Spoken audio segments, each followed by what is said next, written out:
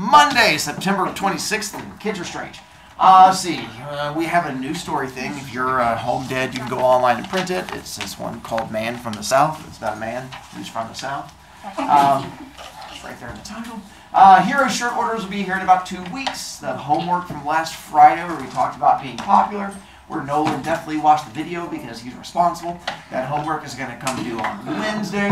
There is a house point game coming up on Wednesday also. And then it's Monday, so hopefully you have checked your B points. And let's go to Clickety.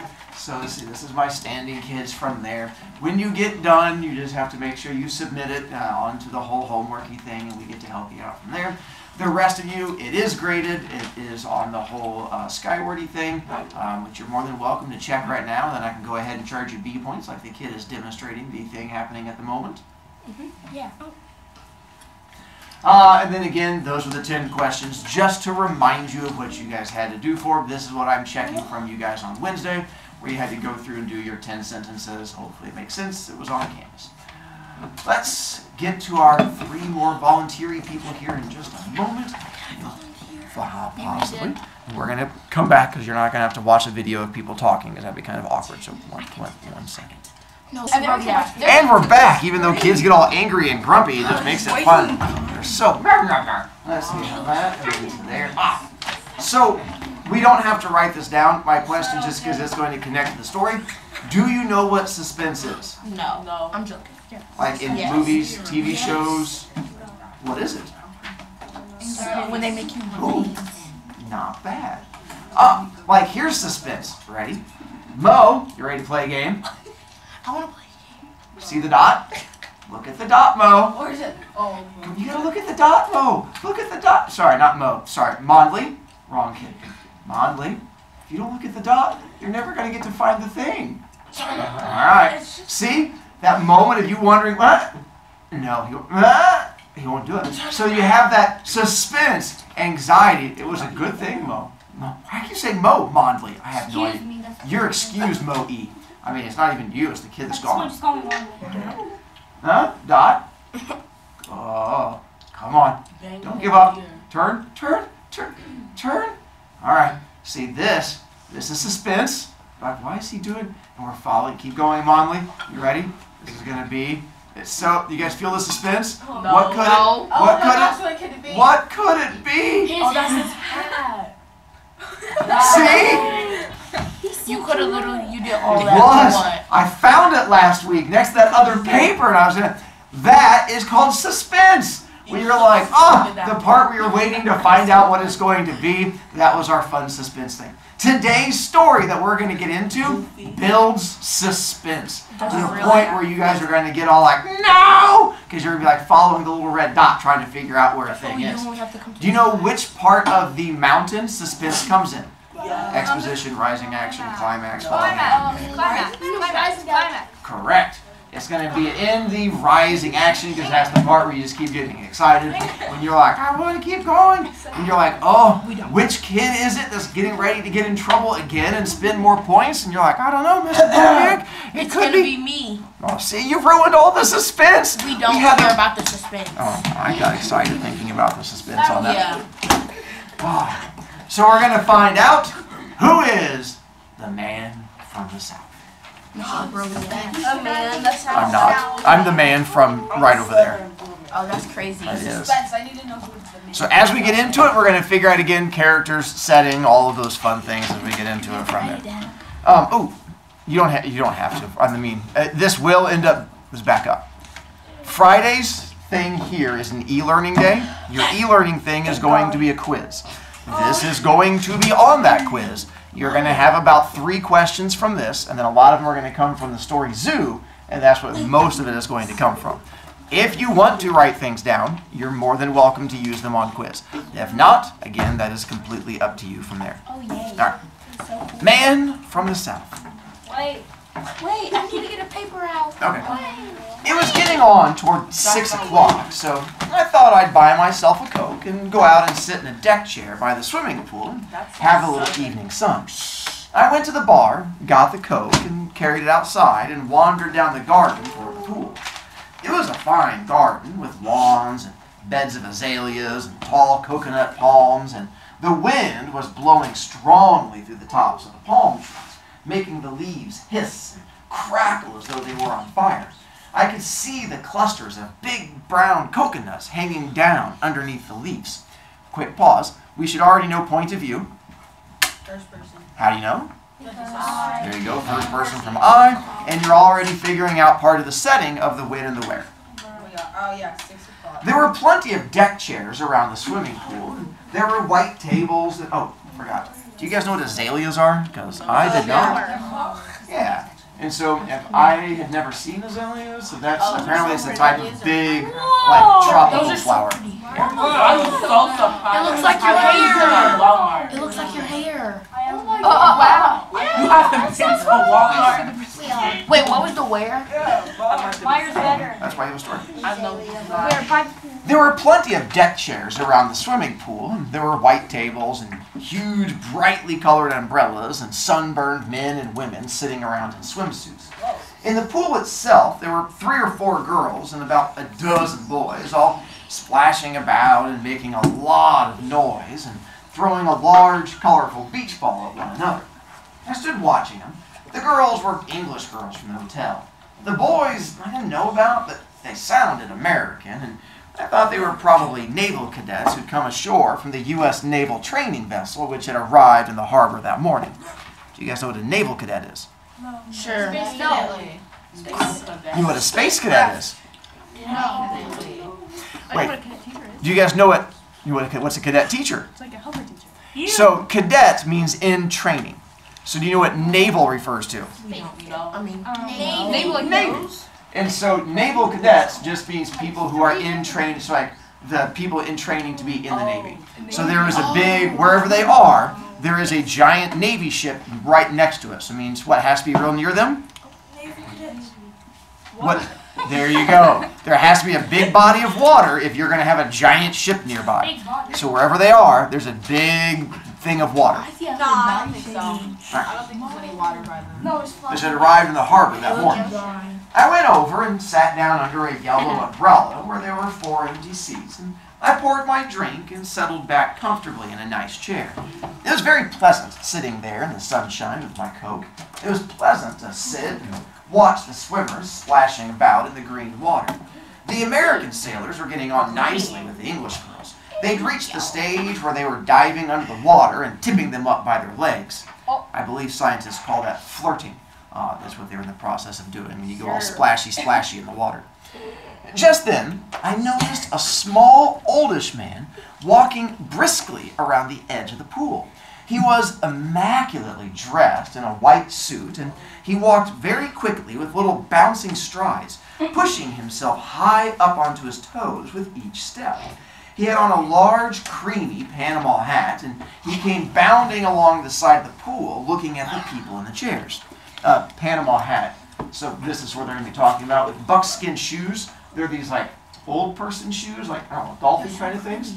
And then that's what the Panama hat looks like. So an old dude wearing a completely white suit is walking. Oh, and it says he's walking fast and pushing himself up. So he's like, whoop. Well, that's strange. Why are you walking like that? It's like he's playing Super Mario Brothers. He's just sort of like popping up as he goes along. I think that's how Mr. Brovicast. He stopped beside me and smiled, showing 2 rows of very small, uneven teeth, slightly tarnished. I smiled back. Excuse, please, but may I sit here? No. Yeah, certainly. Yeah, go ahead.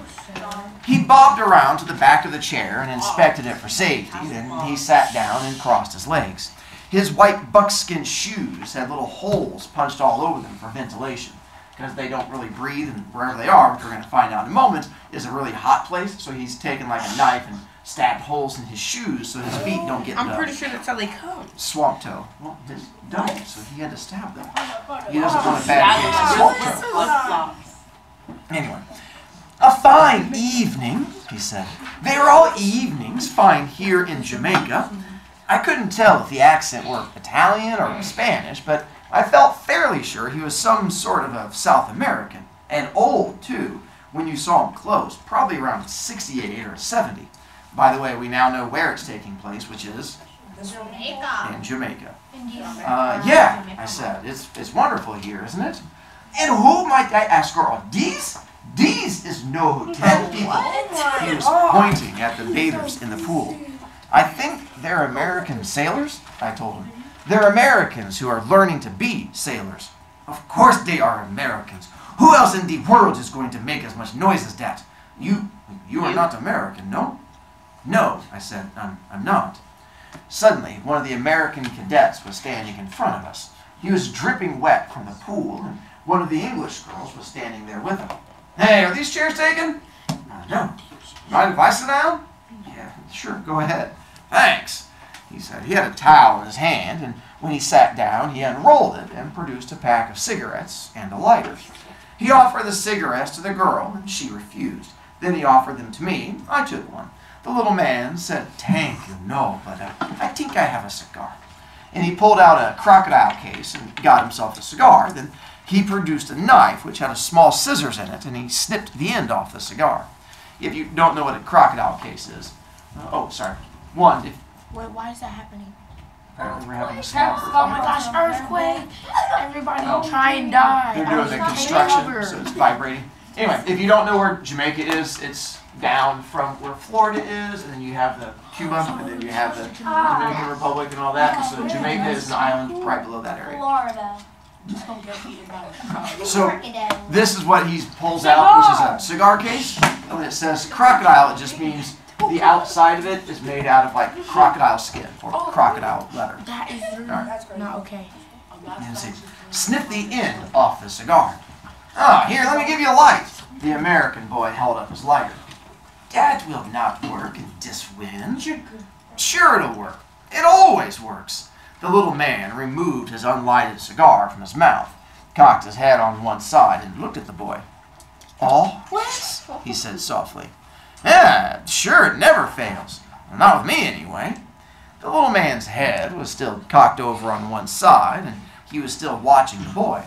Well, so you say this famous lighter, it never fails. Is that you say? Sure, the boy said. That's right. He was about 19 or 20, with a long, freckled face and a rather sharp, bird-like nose. His chest was not very sunburned, and there were freckles there too, and a few wisps of pale reddish hair. He was holding the lighter in his right hand, ready to flip the wheel. "It never fails," he said, smiling now because he was purposely exaggerating his little boast. "I promise you, it never fails." Quick pause. That's why I got out the little show and tell item. So the lighter he's going to be talking about, it plays a big role. It's not like the normal Bics you buy from a grocery store. It was a brand that was called Zippo. And so the way that Zippo works is that you have to have the bottom of it and you refill it so it's not disposable. And then that's what you saw me doing at the beginning when I was squirting a little lighter juice inside of it. And on the inside of it, it's just cotton. And you just soak this cotton, and then in order to get it to work, you just and then it lights. In order to Like I haven't seen fire before. hang on, I gotta charge a kid points, who's now down to 7. Hopefully it was worth it. And so in order to put it out, the idea was they made them so that they don't go out easily. So if you like wave it back and forth, if you have wind, it doesn't go out. And that was like their big selling point. The way that you make the lighter go out is you have to close it, thus cutting off the oxygen, opens back up, and that's how it goes. But the idea was that it lights easily and is supposed to always stay lit. Like that was their whole big selling point. Way back when I was a kid, and they used to have commercials for things like this, I remember there was a commercial about a guy on a motorcycle, because I always thought it made it look cool, and he was like on a motorcycle and opened up his Bic and pulled out a cigarette and was like lighting it on the motorcycle, and I was like, that's so cool, because it was like able to light while on a motorcycle. I don't think that's actually true. But this type of lighter is going to play a big role in the story in just a moment. So that's what he's talking about. All right. Let's see. I promise you, it never fails. One moment, please. The hand that held the cigar came up high, palm outward as though it were stopping traffic. Now, just one moment. He had a curiously soft, toneless voice, and he kept looking at the boy all the time. "Shall we not perhaps make a little bet on that?" He smiled at the boy. "Shall we not make a little bet on whether your lighter lights?" "Yeah, all right, sure, I'll bet. Why not?" "Oh, you like to bet?" "Sure, man, I'll always bet." The man paused and examined his cigar, and I must say, I didn't much like the way he was behaving. It seemed he was already trying to make something out of this and to embarrass the boy. And at the same time, I had the feeling he was relishing a private little secret all his own. He looked up again at the boy and said slowly, "I'd like to bet too. Why we don't have a good bet on this thing? A good big bet." "Now, hang on. Wait a minute," the boy said. I can't do that, but I'll bet you like a dollar, or I don't know, whatever it is over here, like some shillings, I guess. Because again, where are they? In Jamaica. The little man waved his hand again. "Listen to me. No. And now we have some fun.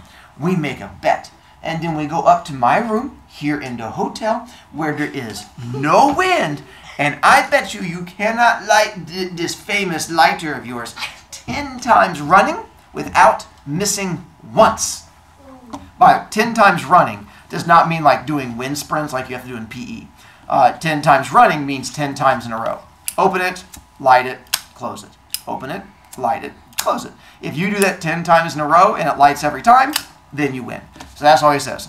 "Let's go up, my room, there's no wind, and we bet 10 times on this thing, and as long as it does all 10, you win. If it misses once, well, we'll get to that." Let's see. Make a visit. There we go. The little man waved his hand. "I'll bet I can," the boy said. "All right, good. We make a bet, yes?" "Sure, I'll bet you $1." No. I make you very good bet. I am rich man, and I am sporting man also. Listen to me. Outside the hotel is my car. It's very fine car.